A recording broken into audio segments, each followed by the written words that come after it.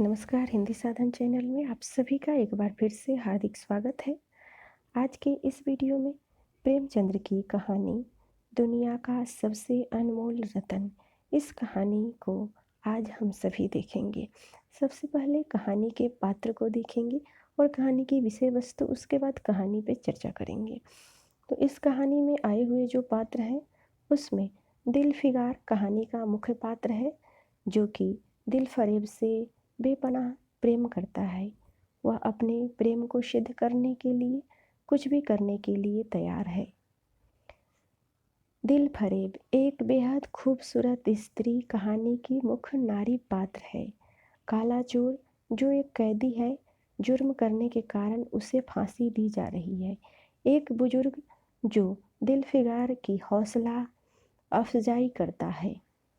दुनिया का सबसे अनमोल रतन कहानी की विषय वस्तु। यह कहानी सच्चे प्रेम की परीक्षा की कहानी है। इस कहानी में अनमोल रतन के रूप में देशभक्त का चित्रण है। इस कहानी में प्रेम के लिए संघर्ष का चित्रण है। कहानी का अंत सुखद है। यह कहानी तत्कालीन स्वतंत्रता आंदोलन को एक नई दिशा देता है। दुनिया का सबसे अनमोल रतन कहानी। दिलफिगार एक कटीले पेड़ के नीचे दामन चाक किए बैठा हुआ खून के आंसू बहा रहा था। वह सौंदर्य की देवी यानी मलका दिलफरेब का सच्चा और जान देने वाला प्रेमी था। उन प्रेमियों में वह नहीं था जो इत्र फुलेल में बसकर शानदार कपड़ों से सजकर आशिक के भेष में मासूकियत का दम भरते हैं, बल्कि वह सीधे साधे भोले भाले फिदाइयों में जो जंगल और पहाड़ों से सिर टकराते हैं और फरियाद मचाते फिरते हैं। दिलफरेब ने उससे कहा था कि अगर तू मेरा सच्चा प्रेमी है तो जा और दुनिया की सबसे अनमोल चीज़ मेरे दरबार में ला, तब मैं तुझे अपनी गुलामी में कबूल करूँगी। अगर तुझे वह चीज़ न मिले तो खबरदार इधर रुख न करना, वरना सूली पर खिंचवा दूँगी। दिलफिगार को अपनी भावनाओं के प्रदर्शन का शीघ्र शिकायत का, प्रेमिका के सौंदर्य दर्शन का तनिक भी अवसर न दिया गया। दिलफरेब ने ज्यों ही यह फैसला सुनाया, उसके चौकीदार ने गरीब दिलफिगार को धक्के देकर बाहर निकाल दिया और आज 3 दिन से वह आफत का मारा आदमी उसी कटीले पेड़ के नीचे उसी भयानक मैदान में बैठा हुआ सोच रहा है कि क्या करूं। दुनिया की सबसे अनमोल चीज़ मुझको कहाँ मिलेगी, नामुमकिन है। और वह है क्या? क्या करूं? क्या खजाना है, आबे हयात है, खुसरो का ताज है, जामेजम है, तख्ते ताउस है, परवेज की दौलत है?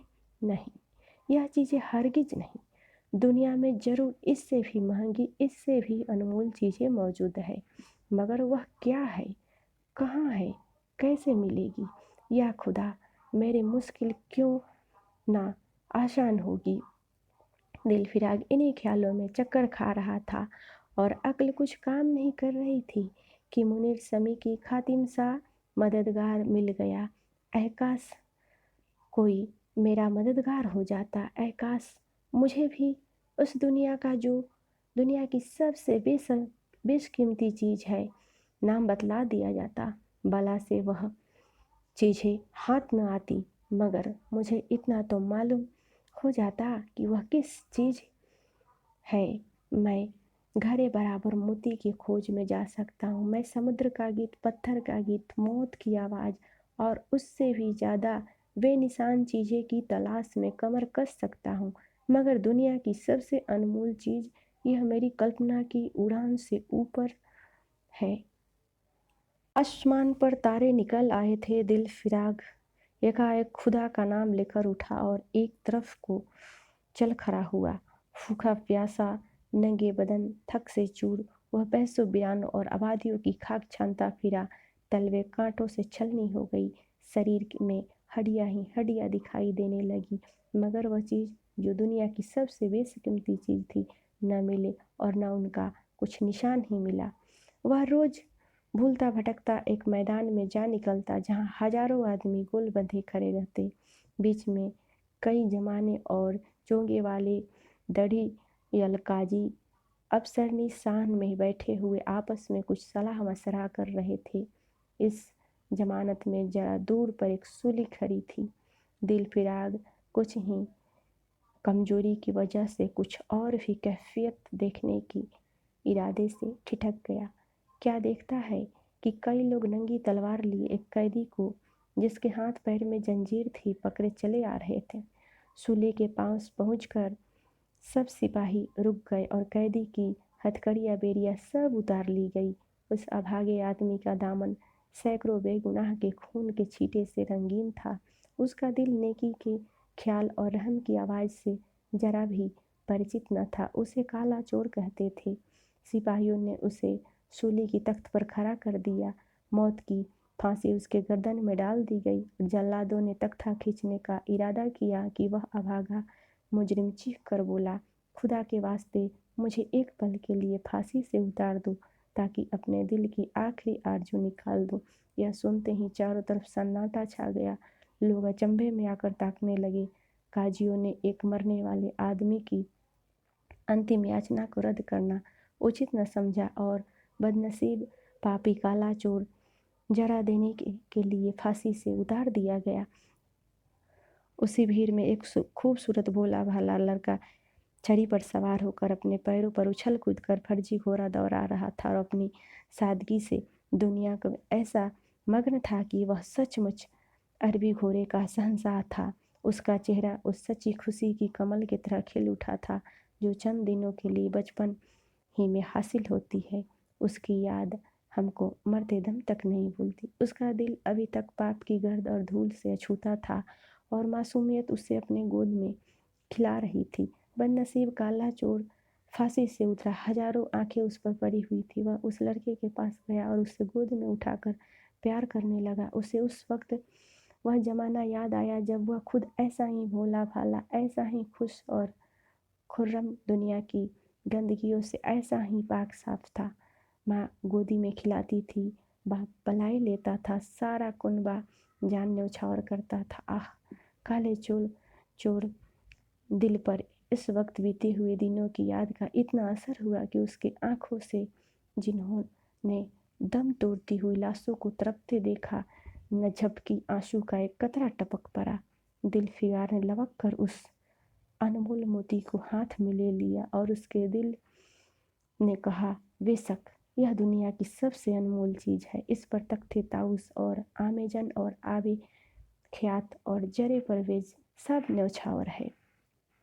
इस ख्याल से खुश होता, कामयाबी की उम्मीद से सरमस्त दिलफिगार अपनी मासूका दिलफरेब के शहर मीनोसाबाद को चला। मगर ज्यों-ज्यों मंजिल तय होती जा रही थी, उसका दिल बैठा जाता था। कहीं इस चीज़ को, जिसे मैं दुनिया की सबसे बेशकीमती चीज़ समझ रहा हूँ, दिलफिगार की आंखों में कदर न हुई तो मैं फांसी पर चढ़ा दिया जाऊँगा और इस दुनिया से नामुराद जाऊँगा। लेकिन जो भी हो, अब तो किस्मत आजमाई है। आखिरकार पहाड़ और दरिया तय करते वह शहर मीनोसाबाद में जा पहुँचा। दिलफरेब की डोरी पर जाकर विनती की। थकान से टूटा हुआ दिलफिगार खुदा के फजल से हुक्म की तालीम करके आया और आपके कदम चूमना चाहता है। दिलफरेब ने फौरन अपने सामने बुला भेजा और एक सुनहरे पर्दे की ओट से फरमाइश की कि वह अनमोल चीज़ पेश करूं। दिलफिगार ने आशा और भय की एक विचित्र मनः स्थिति में एक बूंद पेश की और उसकी सारी कैफियत बहुत पुरअसर लफ्ज़ों में बयान की। दिलफरेब ने पूरी कहानी बहुत गौर से सुनी और एक भेंट हाथ में लेकर ज़रा देर तक गौर करने के बाद बोली, दिलफिगार, बेशक तूने दुनिया की एक बेशकीमती चीज़ ढूंढ निकाली है। तेरी हिम्मत और तेरी सूझबूझ की मैं दाद देती हूँ, मगर यह दुनिया की सबसे बेशकीमती चीज़ नहीं। इसीलिए तू यहाँ से जा और फिर कोशिश कर, शायद अब की तेरे हाथ वह मोती लगे जो मेरी किस्मत में मेरी गुलामी लिखी हो। जैसा कि मैंने पहले ही बता दिया था कि मैं तुझे फांसी पर चढ़वा सकती हूँ, मगर मैं तेरी जान बख्शती हूँ। इसीलिए तुझमें वह गुण मौजूद है जो मैं अपने प्रेमी में देखना चाहती हूँ। मुझे यकीन है कि तू कभी न कभी कामयाब जरूर होगा। नाकाम और नामुराद दिल फिगार उस माशूकाना इनायत से जरा दिलेर होकर बोला कि ए दिल की रानी, बड़ी मुद्दत के बाद तेरी ड्योढ़ी पर सजदा करना नसीब होता है। फिर खुदा जाने ऐसे दिन कब आएगा, तू अपने जान देने वाले आशिक के बुरे हाल पर तरस न खाएगी, और क्या तू अपने रूप की एक झलक दिखाकर इस जलते हुए दिल फिगार को आने वाली सख्तियों को झेलने की ताकत न देगी। तेरी एक मस्त निगाह के नशे में चूर होकर मैं वह कर सकता हूँ जो आज तक किसी से न बन पड़ा हो। दिल फरेब आशिक की यह चाव भरी बातें सुनकर गुस्सा हो गई और हुक्म दिया कि इस दीवाने को खड़े खड़े दरबार से निकाल दो। चौबदार ने फौरन गरीब दिल फिगार को धक्का देकर यार के कूचे से बाहर निकाल दिया। कुछ देर बाद तो दिल फिगार अपनी निष्ठुर प्रेमिका की इस कठोरता पर आंसू बहाता रहा। फिर वह सोचने लगा कि अब कहाँ जाऊं। मुद्दतों रास्ते नापने और जंगल भटकने के बाद आंसू की एक बूंद मिली थी। अब ऐसी चीज़ कौन सी है जिसकी कीमत अब आबदाद मोती से भी ज़्यादा है। हजरत खिज्म, तुमने सिकंदर की आबे हयात की कुएं का रास्ता दिखाया था, क्या मेरी बाह न पकड़ोगे। सिकंदर सारी दुनिया का मालिक था, मैं तो एक बेघर मुसाफिर हूँ। तुमने कितनी भी डुबकियाँ किश्तियाँ किनारे लगाई है, मुझ गरीब का बेड़ा भी पार करो। ए आली मुकाम जिब्रिल, कुछ तुम्हें इस निमजान दुखी आशिक पर तरस खाओ। तुम खुदा के एक खास दरबारी हो, क्या मेरी मुश्किल आसान नहीं करोगे। गरज यह है कि दिल फिगार ने बहुत फरियादी मचाई, मगर उसका हाथ पकड़ने के लिए कोई सामने न आया। आखिर निराश होकर वह पागलों की तरफ दोबारा चल खड़ा हुआ। दिल फिगार पूरब से पश्चिम तक और उत्तर से दक्षिण तक कितने भी जंगलों की बिरंगाओं की खाक छानी, कभी बर्फस्तानी चोटियों पर सोया, कभी डरावनी घाटियों में भटकता फिरा, मगर किस चीज़ की धुन थी वह न मिली। यहाँ तक कि उसका शरीर हड्डियों का एक ढांचा रह गया। वह हर रोज़ शाम के वक्त नदी के किनारे सख्त हाल पड़ा हुआ था कि बेखुदी के नशे में चौंका देखा कि चंदन की एक चिता बनी हुई है। उस पर एक युवती सुहाग की जोड़े पहने 16 श्रृंगार किए बैठी है। उसकी जांघ पर एक प्यारे पति का सिर है। हजारों आदमी गोल बांधे खड़े हुए हैं और फूलों की वर्षा कर रहे हैं। एकाएक चिता में से खुद ब खुद एक लपट उठी सती का चेहरा उस वक्त एक पवित्र भाव से अलौकिक हो रहा था। चिता की पवित्र लपटें उसके गले से लिपट गई और दम में वह फूल सा शरीर राख का ढेर हो गया। प्रेमिका ने अपने प्रेमी पर न्यौछावर कर दिया। दो प्रेमियों के सच्चे अमर प्रेम कहानी की अंतिम लीला आंख से ओझल हो गई।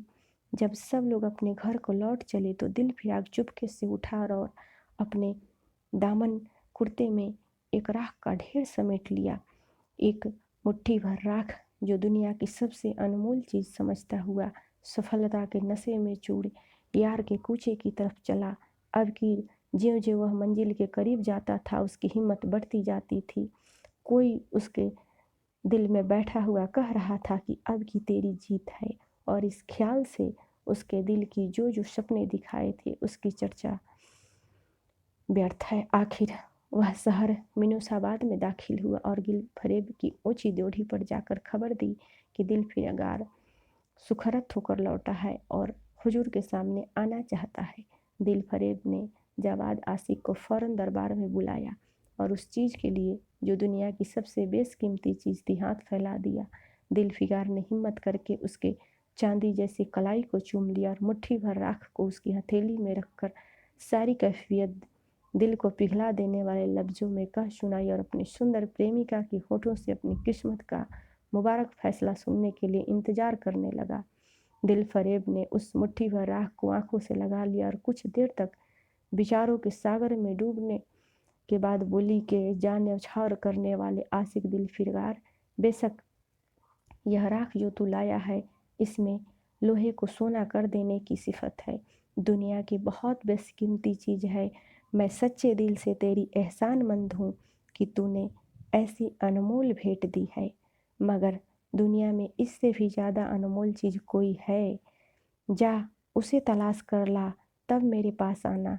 मैं तहे दिल से दुआ करती हूँ कि तुझे खुदा कामयाब करे। यह कहकर वह सुनहरे पर्दे से बाहर आई और मासूमाना अंदाज में अपने रूप का जलवा दिखाकर फिर नज़रों से ओझल हो गई। एक बिजली सी कौंधी और फिर बादलों के पर्दे में छिप गई। अभी दिलफिगार के होश हवास ठिकाने पर न आए थे कि चौकीदार ने मुलायमियत से उसका हाथ पकड़कर यार के कूचे से उसको निकाल दिया और फिर तीसरी बार वह प्रेम का पुजारी निराश के अथाह समंदर में गोता लगाने लगा। दिलफिगार का हियात टूट गया। उससे यकीन हो गया कि दुनिया में इसी तरह नासाद और नामुराद मर जाने के लिए ही वह पैदा हुआ है। उसके सिवा और उससे कोई चारा नहीं हुआ। किसी पहाड़ पर चढ़कर वह अपना जान दे दें, इस प्रकार से उसके मन में विचार आने लगे। वह दीवानों की तरफ उठा और गिरता फरता गगनचुंबी पहाड़ की चोटी पर जा पहुंचा। किसी और समय वह ऐसे ऊंचे पहाड़ पर चढ़ने का साहस न कर सकता था, मगर इस वक्त जान देने के होश में उसे वह पहाड़ एक मामूली टेकरी से ज़्यादा ऊंचा न नजर आया।